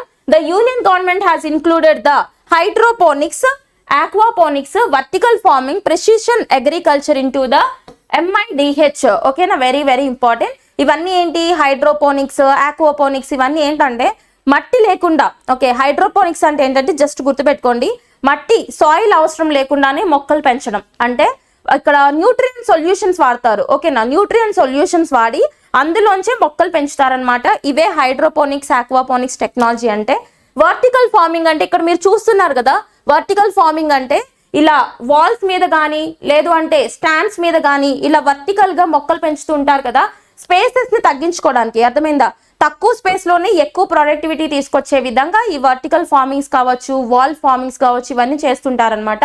సో ఇలా ప్రొడక్టివిటీని పెంచే విధంగా ఈ యొక్క 4 అంశాలని తీసుకెళ్లి MIDH పథకంలో జాయిన్ చేశారనమాట. అర్థమవుతుందా? వెరీ వెరీ ఇంపార్టెంట్, గుర్తుపెట్టుకోండి. MIDH ఎప్పుడు లాంచ్ చేశారండి? 2014 and 15 కి సంబంధించి లాంచ్ చేయడం జరిగింది. Next, cloud chamber project at IITM Pune. ఇక్కడ ఏంటంటే Indian institute of tropical meteorology. ఓకేనా, ఈ యొక్క మెట్రాలజీకి సంబంధించి అంటే వాతావరణ శాఖకి సంబంధించి Indian institute of tropical meteorology IITM అనేది ఎక్కడుంది అంటే పూణే. పూణే అంటే ఎక్కడ? మహారాష్ట్ర కదా. ఓకేనా, వీళ్ళు ఏం చేస్తున్నారంటే ఇప్పుడు ఒక క్లౌడ్ ఛాంబర్, భారతదేశంలోనే మొట్టమొదటి క్లౌడ్ ఛాంబర్ ఎక్కడ రాబోతుంది అని అడుగుతారు. డైరెక్ట్ గా గుర్తుపెట్టుకోండి, IITM పూణేలో రాబోతుంది. ఏంటి క్లౌడ్ ఛాంబర్ అంటే? ఇప్పుడు క్లౌడ్స్ కి సంబంధించిన ప్యాటర్న్స్ ని స్టడీ చేసే విధంగా ఒక ఎన్క్లోజ్డ్ ఏరియాలోనే క్లౌడ్స్ ని మిమిక్ చేసే విధంగా టెక్నాలజీని డెవలప్ చేస్తున్నారనమాట. అంటే యాజ్ ఇట్ ఈస్ క్లౌడ్స్ ఎలా ఉంటాయో అదే విధంగా కొన్ని స్ప్రేస్ వాడడం వల్ల క్లౌడ్స్ ని మిమిక్ చేసే టెక్నాలజీని తీసుకురాబోతున్నారు. ఇవి దేనికోసం యూజ్ అవుతాయంటే భారతదేశంలో ఉన్న రెయిన్ఫాల్ ప్యాటర్న్స్, ఈ యొక్క వర్షపాతాన్ని, ఈ రెయిన్ఫాల్ ప్యాటర్న్స్ ని, టైప్స్ ఆఫ్ క్లౌడ్స్ ని స్టడీ చేయడానికి research. So types of clouds ని, వాటి ప్యాటర్న్స్ ని స్టడీ చేయడానికి ఈ యొక్క క్లౌడ్ ఛాంబర్ అనేది యూజ్ అవుతుందని చెప్తున్నారు. డైరెక్ట్ గా గుర్తుపెట్టుకోండి, ఇది ఒక సూపర్లేటివ్ అంశంలో భాగంగా చూడొచ్చు. అలాగే జియోగ్రఫీ సెక్షన్ లో భాగంగా కూడా మీరు యాడ్ చేసుకోవచ్చు. ఓకేనా, మీరు సెల్ఫ్ నోట్స్ కనుక ప్రిపేర్ చేసుకుంటే లింక్అప్ చేసుకోండి. ఏ సబ్జెక్ట్ ఆ సబ్జెక్ట్ లింక్అప్ చేయండి. జస్ట్ లైక్ మనం కరెంట్ అఫైర్స్ లో చెప్పిన విధంగానే, మన కోర్సులో చెప్పిన విధంగా మీరు సబ్జెక్ట్ వైజ్ కంపైల్ చేసేయండి. ఓకేనా, సో నెక్స్ట్ ఇక్కడ ఫస్ట్ క్లౌడ్ ఛాంబర్ అండి ఎక్కడ రాబోతుంది? IITM పూణే అని గుర్తుపెట్టుకోండి సరిపోతుంది. Next, India and France have been elected as a president and co president of ISA. Nothing but ఇక్కడ ఐఎస్ఏకి సంబంధించి 7th సెషన్ జరిగింది. ఏంటి? International solar alliance, ISA. International solar alliance అంటే అంతర్జాతీయ సౌర కూటమి. ఇది ఎప్పుడు ఎస్టాబ్లిష్ చేశారంటే 2015, 2015వ సంవత్సరంలో ఎస్టాబ్లిష్ చేయడం జరిగింది. ఎక్కడ ఇనిషియేషన్ తీసుకున్నారు అంటే యుఎన్ఎఫ్సిసి వాళ్ళకి సంబంధించిన కాప్ సమ్మిట్. యుఎన్ఎఫ్సిసి తెలుసు కదా, ఎన్వైర్న్మెంట్ లో ఇంపార్టెంట్ చాప్టర్ ఎన్వైర్న్మెంట్ సైన్స్ లో మనకి United nation framework convention on climate change వాళ్ళు కండక్ట్ చేసే కాప్ సదస్సులు ఉంటాయి, conference of party summits. Recent గా 29th సమ్మిట్ కూడా మనం చూస్తున్నాం, అవునా? సో 29 సమ్మిట్స్ ఇప్పటి వరకు అవుతున్నాయి అన్నమాట. అయితే వీళ్ళ ఆధ్వర్యంలో జరిగిన COP21 సదస్సు, COP21 conference of parties 21 summit అనేది 2015వ సంవత్సరంలో మనకి ప్యారిస్ లో జరిగింది. ఓకేనా? ప్యారిస్ లో జరిగింది. అక్కడ తీసుకున్న ఇనిషియేటివే ISA, international solar Alliance. Renewable ఎనర్జీని ప్రొడక్షన్ ని పెంచడంలో భాగంగా సోలార్ ఎనర్జీని కూడా ఎంకరేజ్ చేస్తున్నారు, సౌర విద్యుత్ ని కూడా ఎంకరేజ్ చేస్తున్నారు అనమాట. అందులో భాగంగా Indian prime minister Narendra Modi గారు అప్పట్లో ఉన్న, ప్యారిస్ అంటే ఏంటి? ఫ్రాన్స్ కదా. సో ఫ్రాన్స్ కి సంబంధించిన ప్రెసిడెంట్ హోలాండ్ వీళ్ళిద్దరూ కలిసి ఇనిషియేట్ చేసిందే ఇంటర్నేషనల్ సోలార్ అలయన్స్, అంతర్జాతీయ సౌర కూటమి. ఇందులో ఇండియా మెయిన్ ఇనిషియేషన్ లో ఉంది కాబట్టి దీని యొక్క హెడ్ క్వార్టర్స్ ఇండియాలోనే ఉన్నాయి. ఓకేనా? చూడండి, ఐఎస్ఏ యొక్క హెడ్ క్వార్టర్స్ ఎక్కడున్నాయి అంటారు? హర్యానా రాష్ట్రంలో ఉన్నాయి ఇండియాకి సంబంధించి. ఎగ్జాక్ట్ లొకేషన్ వచ్చి గురుగ్రామ్ అని గుర్తుపెట్టుకోండి. ఓకేనా? హర్యానాలోని గురుగ్రామ్ లో ఐఎస్ఏ హెడ్ క్వార్టర్స్ ఉన్నాయన్నమాట. ఓకే, ఇప్పుడు ఈ ఐఎస్ఏకి సంబంధించి న్యూస్ ఏంటంటే ఈ ఐఎస్ఏకి సంబంధించి 7th సెషన్ అనేది జరిగిందండి. రీసెంట్ గా 7వ సెషన్ జరిగింది. ఎక్కడ అంటే ఇండియాలోనే జరిగింది. భారతదేశంలో ఉన్న న్యూఢిల్లీకి సంబంధించి భరత మండపంలో ఐఎస్ఏకి సంబంధించి 7th సెషన్ లేదా 7th మీటింగ్ అనేది కంప్లీట్ అయింది. ఇక్కడ వీళ్ళు తీసుకున్న డెసిషన్ ఏంటంటే ఈ ఇంటర్నేషనల్ సోలార్ అలయన్స్ కి సంబంధించి ప్రెసిడెంట్ గా ఇండియాని అపాయింట్ చేయడం జరిగింది. అలాగే కో ప్రెసిడెంట్ గా ఫ్రాన్స్ ని అపాయింట్ చేయడం జరిగింది అనమాట. ఓకేనా? ఈ ఐఎస్ఏకి సంబంధించి ప్రెసెంట్ ఎన్ని మెంబర్స్ కంప్లీట్ రాటిఫికేషన్ చేసుకున్నాయి, కంప్లీట్ ఫుల్ టైం మెంబర్షిప్ తీసుకున్నాయంటే 101 కంట్రీస్ అని గుర్తుపెట్టుకోండి. 101వ దేశం కూడా నేపాల్. 101 వచ్చేసి నేపాల్ అన్నమాట. నేపాల్. ఓకేనా? వెరీ వెరీ ఇంపార్టెంట్, ఫోకస్ చేయండి. 100 వచ్చేసి పెరాగ్వే. ఓకేనా? 99th Spain, 100 Paraguay, 101 Nepal. Order చూడండి సరిపోతుంది. ఓకే, ఇది మనకి ఐఎస్ఏకి సంబంధించి ఇన్ఫర్మేషన్. ప్రెసెంట్ ఎన్నేళ్ల కాలానికి ఇండియా ప్రెసిడెన్సీ అలాగే ఫ్రాన్స్ కో ప్రెసిడెన్సీ అంటే 2 years టర్మ్. ఆ 2 years టర్మ్ ఏంటి అంటే 2024 నుంచి 2026 వరకు అని చూడండి సరిపోతుంది. ఐఎస్ఏ హెడ్ క్వార్టర్స్ వచ్చి హర్యానా, గురుగ్రామ్. ఓకేనా? Next, African penguin faces extinction. ఇక్కడ ఆఫ్రికన్ పెంగ్విన్ న్యూస్ లోకి వచ్చింది కాబట్టి ఇది ఎక్స్టింక్షన్ ఫేస్ చేస్తూ న్యూస్ లోకి వచ్చింది, అంటే అంతరించిపోయే జాతుల్లో చేర్చబడుతూ న్యూస్ లోకి వచ్చింది అనమాట. కాబట్టి ఖచ్చితంగా ఏవైతే జాతులు అంతరించిపోతున్నాయో వాటి మీద ఎగ్జామినర్ ఫోకస్ చేసే ఛాన్స్ ఉంటుంది. కాబట్టి ఇక్కడ మీరు చూడాల్సింది ఆఫ్రికన్ పెంగ్విన్ యొక్క సైంటిఫిక్ నేమ్, శాస్త్రీయ నామం ఏంటి? స్పెనిష్కస్ డెమర్సస్, ద స్పీషీస్ ఆఫ్ పెంగ్విన్. ఇదేంటి? ఆఫ్రికన్ పెంగ్విన్ అన్నమాట. దాని సైంటిఫిక్ నేమ్ చూడండి. అలాగే ఇక్కడ IUCN international union for conservation of nature అంటారు కదా, వీళ్ళు లిస్టింగ్స్ రిలీజ్ చేస్తూ ఉంటారు. అంటే కొన్ని జాబితాలు, అంటే కొన్ని జీవులు ఏవైతే ఉంటాయో అవి ఏ దశలో ఉన్నాయి అన్న దాన్ని బట్టి లిస్టింగ్ ఇస్తుంటారు. మిమ్మల్ని ఇక్కడ అడిగే క్వశ్చన్ ఎలా ఉంటుందంటే ఐయుసిఎన్ లిస్టింగ్ ప్రకారం ఈ యొక్క ఆఫ్రికన్ పెంగ్విన్ అనేది ఏ జాబితాలో ఉంది? వల్నరబుల్ కేటగిరీలో ఉందా, ఎండేంజర్డ్ లో ఉందా, క్రిటికల్లీ ఎండేంజర్డ్ లో ఉందా అని అడుగుతారు. గుర్తుపెట్టుకోండి, క్రిటికల్లీ ఎండేంజర్డ్. ఓకేనా? చాలా సీరియస్ కన్సర్న్ ఉందన్నమాట, ఇది అంతరించిపోతుందని చెప్పి. కాబట్టి ఐయుసిఎన్ ప్రకారం క్రిటికల్లీ ఎండేంజర్డ్ కేటగిరీలో ఆఫ్రికన్ పెంగ్విన్స్ ని యాడ్ చేశారనమాట. దాని సైంటిఫిక్ నేమ్ ఏంటో చూడండి సరిపోతుంది. ఓకేనా? బ్లాక్ అండ్ వైట్ ఫెదర్స్ తో కలిపి ఉంటుంది అనమాట. Next, US deeply troubled by Israeli legislation banning UNRWA. ఇక్కడ మనం చూడాల్సింది ఏంటంటే ఫస్ట్ ఆఫ్ ఆల్ UNRWA అంటే ఏంటో చూడాలి. UNRWA అంటే United Nations Relief and Works Agency for Palestinian Refugees. Nothing but ఇక్కడ ఇదొక ఐక్యరాజ్య సమితికి సంబంధించిన అనుబంధ సంస్థ, యునైటెడ్ నేషన్స్ కి సంబంధించిన అనుబంధ సంస్థ.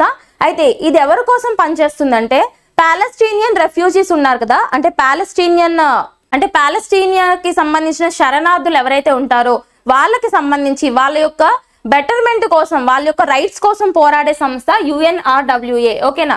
ఇక్కడ మీకు రెఫ్యూజీస్ కి మైగ్రెంట్స్ కి తేడా తెలియాలండి. రెఫ్యూజీస్ అంటారు, మైగ్రెంట్స్ అంటూ ఉంటారు కదా. జస్ట్ తేడా గుర్తుపెట్టుకోండి. మైగ్రెంట్స్ అంటే వలసదారులు, రెఫ్యూజీస్ అంటే శరణార్థులు. చిన్న డిఫరెన్స్, థిన్ లైన్ ఆఫ్ డిఫరెన్సే, బట్ చేంజ్ వచ్చేస్తుంది. ఏంటంటే మైగ్రెంట్స్ అంటే వలసదారులు అంటే ఏంటంటే, ఇప్పుడు ఫర్ ఎగ్జాంపుల్ ఒక చోటు నుంచి ఇంకో చోటుకి వెళ్ళిపోతారు కదా, ఎందుకు వెళ్ళిపోతుంటారు? ఫర్ ఎగ్జాంపుల్ వాళ్ళకి ఇక్కడ లైఫ్ బాగోక కాదు, ఇక్కడ లైఫ్ బాగానే ఉంటుంది, కానీ ఇక్కడ నుంచి వేరే చోటకి వెళ్ళడం వల్ల ఇంకా బెటర్ లైఫ్ ఉంటుందేమో అని ఆశపడి ఒక చోటు నుంచి ఇంకో చోటుకి వెళ్ళిపోతుంటారు కదా. ఫర్ ఎగ్జాంపుల్ ఇండియా నుంచి యుఎస్ఏకి వెళ్ళిపోవడం అట్లా అనమాట. ఓకే, ఇలా వెళ్ళిపోయే వాళ్ళని మైగ్రెంట్స్ అని పిలుస్తారనమాట. అంటే ఇక్కడ లైఫ్ బాగానే ఉంది, బట్ ఇంకా బెటర్ లైఫ్ కోసం వేరే చోటుకి వెళ్తారు చూడండి, వాళ్ళని వలసదారులు లేదా మైగ్రెంట్స్ అని పిలుస్తారు. మరి రెఫ్యూజీస్ లేదా శరణార్థులు అంటే ఏంటి? ఇక్కడ బ్రతకలేక వేరే చోటుకి వెళ్ళిపోతారు కదా, అసలు ఇక్కడ పరిస్థితులు బాగోలేక, అంటే ఇక్కడ ఉంటే ఏ జీనోసైడో జరుగుతుంది, లేదంటే ఇక్కడ ఉన్న వాళ్ళని అణిచివేస్తున్నారు, ఒక సెక్షన్ పేరు చెప్పి అణిచివేస్తున్నారు, ఇలా బ్రతకలేక వేరే చోటుకి వెళ్ళిపోయే వాళ్ళని శరణార్థులు అని పిలుస్తారు. వాళ్ళని ఇంగ్లీష్ లో రెఫ్యూజీస్ అంటారు. అంటే ఇక్కడ పాలస్తీనియన్ రెఫ్యూజీస్ ఎవరైతే ఉన్నారో, అంటే ఎవరైతే ఇజ్రాయెల్ కి సంబంధించి ఇజ్రాయెల్లో బతకలేక, ఎవరైతే ఇజ్రాయెల్లో అణిచివేతకి గురైన పాలస్తీనియన్లు ఎవరైతే ఉన్నారో వీళ్ళ కోసం వర్క్ చేసేదే UNRWA. ఇప్పుడు న్యూస్ లోకి ఎందుకు వచ్చింది అంటే, ఈ ఇజ్రాయెల్ పార్లమెంట్ వాళ్ళు, ఓకేనా, ఇజ్రాయెల్ పార్లమెంట్ వాళ్ళు UNRWA సంస్థని బ్యాన్ చేస్తూ ఒక రెజల్యూషన్ తీసుకున్నారనమాట. డైరెక్ట్ గా అడుగుతారు, రీసెంట్ గా UNRWA సంస్థని బ్యాన్ చేస్తూ రెజల్యూషన్ తీసుకున్న దేశం ఏంటి అంటే ఇజ్రాయెల్. ఓకేనా, వెరీ వెరీ ఇంపార్టెంట్, గుర్తుపెట్టుకోండి, సరిపోతుంది. Next, the 352nd governing body meeting of ILO is currently taking place in Geneva. Nothing but ఇక్కడ ఇంటర్నేషనల్ లేబర్ ఆర్గనైజేషన్. ఓకేనా, ఇక్కడ ఇంటర్నేషనల్ లేబర్ ఆర్గనైజేషన్ అనేది దీని యొక్క హెడ్ క్వార్టర్ జెనీవాలో ఉన్నాయండి, స్విట్జర్లాండ్ లో. సో ఇది ఎప్పుడు ఎస్టాబ్లిష్ చేశారని అడుగుతారు. 1919 సంవత్సరంలో వరల్డ్ వార్ 1 ఎండ్ అయిన తర్వాత treaty of Versailles, basics points important, treaty of Versailles ద్వారా ఎస్టాబ్లిష్ చేయబడిన ఒక అంతర్జాతీయ సంస్థ. అర్థమవుతుందా? జెనీవా, స్విట్జర్లాండ్ లో ఎస్టాబ్లిష్ చేశారు. ఎందుకు ఇది న్యూస్ లోకి వచ్చిందంటే, రీసెంట్ గా ILO కి సంబంధించి 352nd గవర్నింగ్ కౌన్సిల్ సంబంధించిన మీటింగ్ ఒకటి జరిగింది, అందుకని న్యూస్ లోకి వచ్చింది. ఓకేనా, జస్ట్ గుర్తుపెట్టుకోండి, న్యూస్ లోకి వచ్చింది కాబట్టి మనం డిస్కస్ చేస్తున్నాం. ILO ఎస్టాబ్లిష్ అవ్వడానికి కారణమైన కన్వెన్షన్ ఏంటి అని అడుగుతారు. ట్రీటీ ఆఫ్ వర్సైల్స్ ద్వారా ILO అనేది 1919 సంవత్సరంలో వరల్డ్ వార్ 1 మొదటి ప్రపంచ యుద్ధం అంతమైన తర్వాత ఎస్టాబ్లిష్ చేశారనమాట. అంతర్జాతీయంగా కార్మికులకి సంబంధించి స్టాండర్డ్స్, అలాగే కార్మికుల యొక్క సంక్షేమం చూసుకునే సంస్థ ఇంటర్నేషనల్ లేబర్ ఆర్గనైజేషన్. ఓకేనా. Next, India C-295 air craft facility unveiled in Gujarat. మనకు తెలుసు పెడ్రో సాంచెజ్ స్పెయిన్ కి సంబంధించిన ప్రైమ్ మినిస్టర్ పెడ్రో సాంచెజ్ గారు ఇండియా విజిట్ లో ఉన్నారు కదా. సో మనకి విజిట్ చేశారు ఆయన విజిట్ చేసినప్పుడు తీసుకున్న కీలకమైన ఒప్పందం గురించి మనం ఆల్రెడీ డిస్కస్ చేసాం. స్పెయిన్ కి సంబంధించి మనం ఆల్రెడీ తీసుకున్నాం ప్రీవియస్ గా C-295 ఎయిర్ క్రాఫ్ట్స్ అని చెప్పేసి. ఓకేనా, అయితే ఇప్పుడు మనం తీసుకున్న కీలకమైన డెసిషన్ ఏంటంటే, ఈ స్పెయిన్ కి సంబంధించిన C-295 ఎయిర్ క్రాఫ్ట్స్ ఏవైతే ఉన్నాయో వీటిని ఇండియాలోనే మ్యానుఫ్యాక్చరింగ్ చేయబోతున్నాం with the Spain technology. Okay, Spanish టెక్నాలజీతో కలిసి వాళ్ళతో కొలాబరేట్ అయ్యి ఇండియాలోని C-295 ఎయిర్ క్రాఫ్ట్స్ అంటే విమానాలు, యుద్ధ విమానాలు. సో వీటిని మనం మ్యానుఫ్యాక్చర్ చేసుకోబోతున్నాం మన యొక్క డిఫెన్స్ సెక్టార్ కోసం, రక్షణ రంగం కోసం. ఓకేనా, సో ఈ C-295 మ్యానుఫ్యాక్చరింగ్ ప్లాంట్ అనేది ఎక్కడ పెట్టబోతున్నారంటే గుజరాత్ లో కూడా వడోదరా అని గుర్తుపెట్టుకోండి. వడోదరా ఏరియాలో గుజరాత్ లో ఈ C-295 మ్యానుఫ్యాక్చరింగ్ ప్లాంట్ ని స్పెయిన్ సహకారంతో మనం బిల్డప్ చేసుకోబోతున్నాం. ఓకేనా, డిఫెన్స్ లో ఒక ముందడుగు అనమాట. Next, endangered great Indian bustard chick born through artificial insemination in Rajasthan. ఇక్కడ గ్రేట్ ఇండియన్ బస్టర్డ్ అంటే గట్టి మేకల పక్షి అంటారు కదా. ఈ గట్టి మేకల పక్షికి సంబంధించి సైంటిఫిక్ నేమ్ చూడండి, ఇంపార్టెంట్ ఏంటి, ఆర్డియోటిస్ నిగ్రిసెప్స్ అనేది గ్రేట్ ఇండియన్ బస్టర్డ్ యొక్క సైంటిఫిక్ నేమ్. ఇది రాజస్థాన్ కి సంబంధించిన స్టేట్ బర్డ్ అన్నమాట. అలాగే లోకల్ నేమ్ అక్కడ రాజస్థాన్ లో గోదావన్ అని పిలుస్తారని గుర్తుపెట్టుకోండి. ఇక్కడ గ్రేట్ ఇండియన్ బస్టర్డ్ న్యూస్ లోకి ఎందుకు వచ్చింది అంటే, ఇప్పుడు ఇది క్రిటికల్లీ ఎండేంజర్డ్ పొజిషన్ లో ఉంది, ఇది కూడా చాలా తక్కువ కౌంట్ లో ఉన్నాయన్నమాట. So if in case future లో అంతరించిపోతుందేమో అన్న భయంతో ఆర్టిఫిషియల్ ఇన్సెమినేషన్ ద్వారా దీనికి సంబంధించిన గ్రేట్ ఇండియన్ బస్టర్డ్ కి సంబంధించిన ఒక చిక్ అంటే ఒక బేబీని పుట్టించారనమాట ఆర్టిఫిషియల్ ఇన్సెమినేషన్ ప్రొసీజర్ ద్వారా. ఎక్కడ అని అడుగుతారు, రాజస్థాన్. ప్రపంచంలోనే మొట్టమొదటిసారి ఇలా గ్రేట్ ఇండియన్ బస్టర్డ్ కి సంబంధించిన చిక్ ని పుట్టించడం through artificial insemination procedure. Okay, Rajasthan లో కూడా లాబొరేటరీ చూద్దాం మనం. Recently, for the first time, the Great Indian Bustard was scientifically successfully bred through artificial insemination. This achievement took place at the Sudasari Breeding Center in Jaisalmer, Rajasthan. ఎక్కడండి? రాజస్థాన్ కి సంబంధించి జైసాల్మర్ ప్రాంతంలో ఉన్న సుదాసరి breeding centre లో ఇలా ఒక ఆర్టిఫిషియల్ ఇన్సెమినేషన్ ద్వారా ఒక గ్రేట్ ఇండియన్ బస్టర్డ్ యొక్క చిక్ ని పుట్టించడం జరిగింది. India is the first country in the world to successfully breed the great Indian bustard through artificial insemination. Okay, ప్రపంచ దేశాల్లోనే ఈ ఘనత సాధించిన మొట్టమొదటి దేశంగా ఇండియా చరిత్రకు ఎక్కిందనమాట. ఓకేనా, next one. ISRO launches analogue mission in Ladakh to stimulate life outside the earth. అంటే నథింగ్ బట్ ఇక్కడ అనలాగ్ మిషన్స్ అని చెప్పేసి మనం చూస్తుంటాం. అనలాగ్ మిషన్స్ అంటే ఇండియాకి సంబంధించిన స్పేస్ సెక్టర్ వాళ్ళు కండక్ట్ చేసే మిషన్స్. దేనికి సంబంధించింది అంటే సేమ్ స్పేస్ లో ఎలాంటి ఎన్వైర్న్మెంట్. అనలాగ్ మిషన్స్ అంటే ఏంటంటే సేమ్ స్పేస్ లో అంతరిక్షంలో ఎలాంటి ఎన్వైర్న్మెంట్స్ అయితే ఉంటాయో అలాంటి ఎన్వైర్న్మెంట్స్ ని మిమిక్ చేసే విధంగా స్పేస్ కి సంబంధించిన ఎన్వైర్న్మెంట్స్ లోనే భూమి మీద చేసే ఎక్స్పెరిమెంట్స్ అన్నమాట.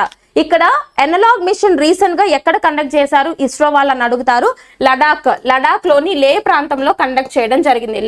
లే ప్రాంతం దేనికి సంబంధించి వీళ్ళు ఇక్కడ కండక్ట్ చేశారు అంటే సేమ్ స్పేస్ కి సంబంధించిన ఎన్వైర్న్మెంట్ తో. ఎందుకు చేశారు అంటే అవుటర్ సైడ్ అంటే అవుటర్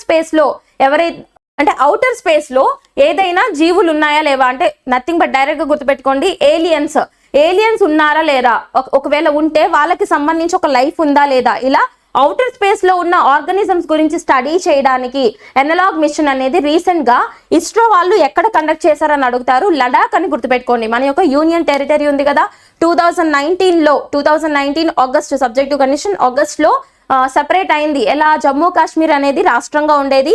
ఆర్టికల్ 370 రిపీల్ అయిన తర్వాత 370 అండ్ 35A రెండు రిపీల్ అయిన తర్వాత జమ్మూ కాశ్మీర్ కున్న స్పెషల్ స్టేటస్ తొలగిపోయి 2 యూనియన్ టెరిటరీస్ ఫామ్ అయ్యాయి. అవునా, ఒకటి జమ్మూ కాశ్మీర్, ఇంకొకటి లడాక్. ఆ లడాక్ ఏదైతే ఉందో మన యొక్క యూనియన్ టెరిటరీ కేంద్రపాలిత ప్రాంతం, అక్కడ ఉన్న లే ప్రాంతంలో ఇలాంటి ఒక ఎక్స్పెరిమెంట్ ని కండక్ట్ చేయడం జరిగింది ఇస్రో వాళ్ళు. Indian space research organisation. ఏంటి, అవుటర్ స్పేస్ లో ఏమన్నా జీవరాశులు ఉన్నాయా లేవా, ఒకవేళ ఉంటే వాటిని ఎలా స్టడీ చేయాలి. ఓకేనా, ఇది దీని యొక్క ఉద్దేశం అన్నమాట. Next, on the occasion of Diwali and to mark its 30th anniversary, National Stock Exchange has launched its official mobile app NSE India and expanded its corporate website to support total 12 languages. ఇక్కడ NSE National Stock Exchange. ఇండియాలో stock exchange అనగానే మనకి రెండు గుర్తొస్తాయి, ఒకటి BSE, ఇంకొకటి NSE. Bombay Stock Exchange తీసుకున్నారనుకోండి, BSE Bombay Stock Exchange వాళ్ళు రిలీజ్ చేసే ఇండెక్స్ BSE ఇండెక్స్ అన్నమాట. సో బాంబే స్టాక్ ఎక్స్చేంజ్ వాళ్ళు oldest stock exchange in India అంటే మనం BSE చెప్పాలి, బాంబే స్టాక్ ఎక్స్చేంజ్ అని.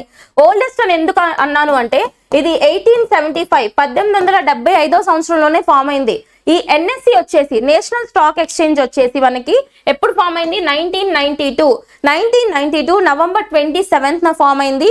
NSE వాళ్ళు రిలీజ్ చేసే ఇండెక్స్ పేరు నిఫ్టీ ఇండెక్స్. నిఫ్టీ అంటే NSE నేషనల్ స్టాక్ ఎక్స్చేంజ్ వాళ్ళు రిలీజ్ చేసే ఇండెక్స్ అన్నమాట.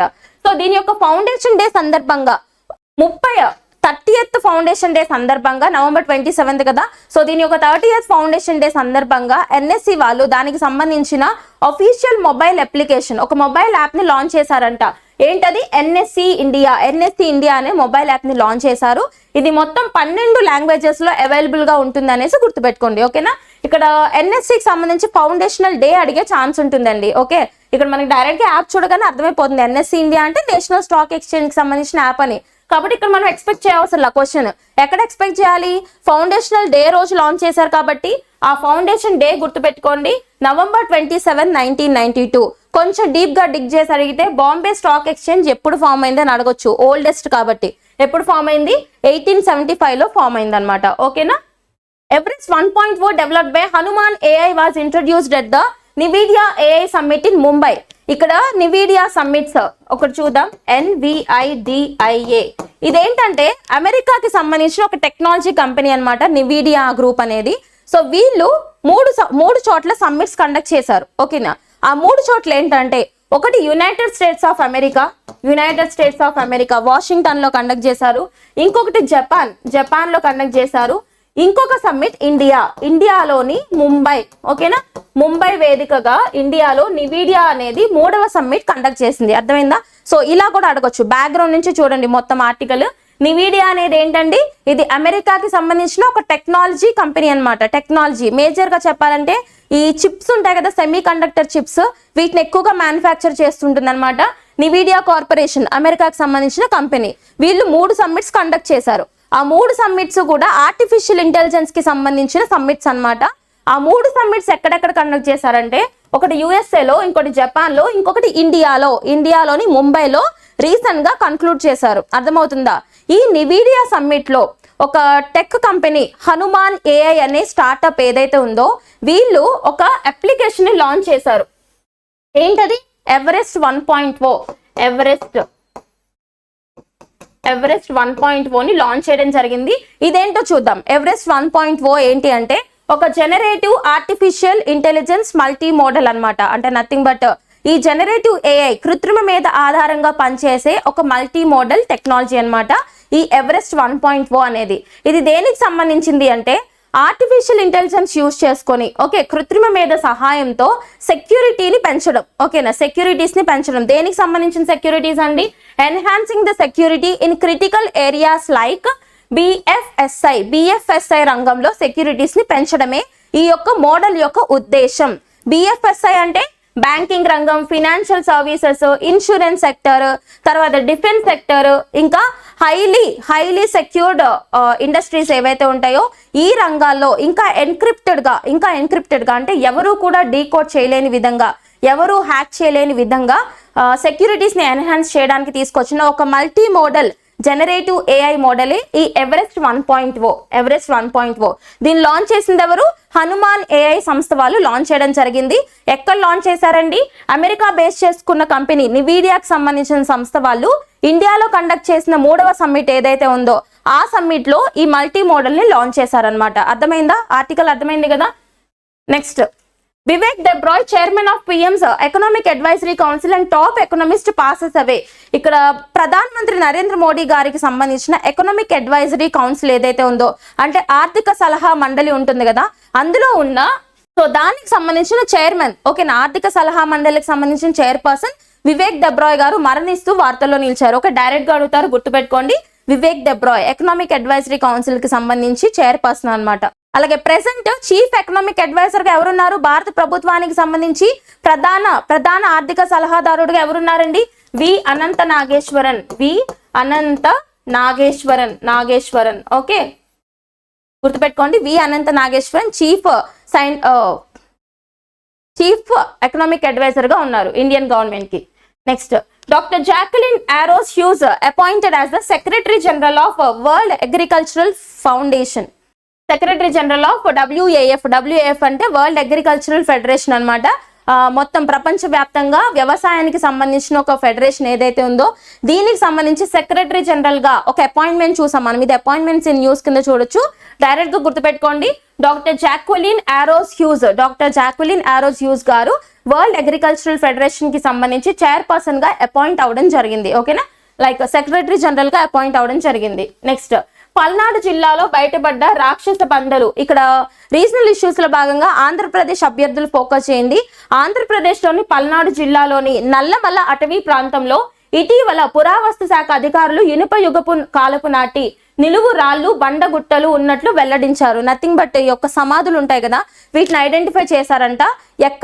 రీసెంట్ గా ఎక్కడ ఐడెంటిఫై చేశారని అడుగుతారు. పల్నాడు డిస్ట్రిక్ట్ అని గుర్తుపెట్టుకోండి. ఓకేనా, పల్నాడు డిస్ట్రిక్ట్ ఆఫ్ ఆంధ్రప్రదేశ్. ఈ పాయింట్ ఫోకస్ చేయండి. అడవుల్లో ఉన్న ఈ రాళ్లను సమీప గ్రామాల్లోని ప్రజలు రాక్షస బండలను పిలుస్తున్నారు. అయితే పరిశోధకులు వాటిని మెన్హిర్స్ అని అంటున్నారు. మెన్హిర్స్ అంటున్నారంట. సో డైరెక్ట్ గా అడుగుతారు, recently discovered menhirs were. Recently menhirs were discovered in which district of Andhra Pradesh అంటే Palnadu district. Next, November 1st marks the Andhra Pradesh formation day. మనం 1st and 2nd కి సంబంధించి ఇష్యూస్ డిస్కస్ చేస్తున్నాం కాబట్టి November 1st ఆంధ్రప్రదేశ్ అవతరణ దినోత్సవం వెరీ వెరీ ఇంపార్టెంట్. 1956లో ఆంధ్ర అండ్ తెలంగాణ ప్రాంతాలు కలిపి ఓకేనా ఫస్ట్ లింగ్విస్టిక్ స్టేట్ గా ఫామ్ అయింది. ఫస్ట్ భాషా ప్రయుక్త రాష్ట్రంగా ఆంధ్రప్రదేశ్ ఫామ్ అయింది 1956 సంవత్సరం నవంబర్ 1వ తారీఖున. ఓకేనా, గుర్తుపెట్టుకోండి, చాలా చాలా ఇంపార్టెంట్. ఆంధ్రప్రదేశ్ ఫౌండేషన్ డే, దీనికి సంబంధించి మనం హిస్టారికల్ బ్యాక్గ్రౌండ్ చాలా చూస్తాం కదా. ఓకేనా, అండ్ ఇక్కడ ఇంకొక ఇంపార్టెంట్ పాయింట్ ఏంటంటే అదే రోజు అంటే ఇయర్స్ వేరే అయి ఉండొచ్చు, కానీ నవంబర్ 1 ఆ డేట్ గుర్తుపెట్టుకోండి. ఈ డేట్ లో ఫామ్ అయిన వేరే రాష్ట్రాలు కూడా ఉన్నాయి. అవేంటి అంటే ఒకటి ఆంధ్రప్రదేశ్ మనకు తెలుసు, తర్వాత Karnataka, Kerala, Madhya Pradesh, Chhattisgarh, Haryana, Punjab and union territory of Lakshadweep. అంటే ఇయర్స్ మారొచ్చు కానీ డేట్ ఒకటే అన్నమాట. నవంబర్ 1 డేట్ గుర్తుపెట్టుకోండి. ఈ డేట్ న ఫామ్ అయిన వేరే స్టేట్స్ అన్నమాట. Okay, that's all about today's current issues. Miscellaneous గా ఇంకేమైనా కవర్ అవ్వకపోతే నెక్స్ట్ సెషన్స్ లో కవర్ చేసేద్దాం, don't worry. So keep learning and thank you so much.